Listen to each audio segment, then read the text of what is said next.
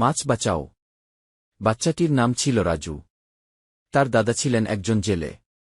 প্রতিদিন সকালে দাদা নৌকা নিয়ে নদীতে মাছ ধরতে যেতেন। রাজু তার দাদার সাথে যেতে খুব ভালোবাসত। একদিন রাজু দাদার সাথে নৌকায় বসে নদীতে মাছ ধরছিল। হঠাৎ সে দেখল নদীর পানি অনেক দূষিত হয়ে গেছে। পানির উপর তেলের পাতলা স্তর ভাসছিল। মাছগুলো অসুস্থ হয়ে মরে যাচ্ছিল। রাজু দাদাকে বলল, দাদা, মাছগুলো কেন মরে যাচ্ছে? দাদা উত্তর দিল, বাজু, নদীর পানি দূষিত হয়ে গেছে। মানুষরা নদীতে কলকারখানার বর্জ্য পানি ফেলে দিচ্ছে। এই কারণে মাছগুলো মরে যাচ্ছে। রাজু খুব দুঃখ পেল। সে চিন্তা করল, আমাদের মাছগুলোকে বাঁচাতে হবে। দাদা বলল, তুমি ঠিক বলেছ বাজু। আমাদের মাছগুলোকে বাঁচাতে হবে। আমরা সবাইকে এই সম্পর্কে জানাব। রাজু এবং তার দাদা স্কুল, বাজার এবং গ্রামের সবাইকে নদীর দূষণ সম্পর্কে বললেন।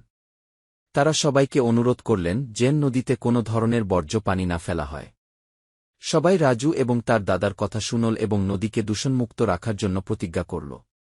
এর ফলে নদীর পানি ধীরে ধীরে পরিষ্কার হতে শুরু করল এবং মাছগুলোও সুস্থ হতে শুরু করল।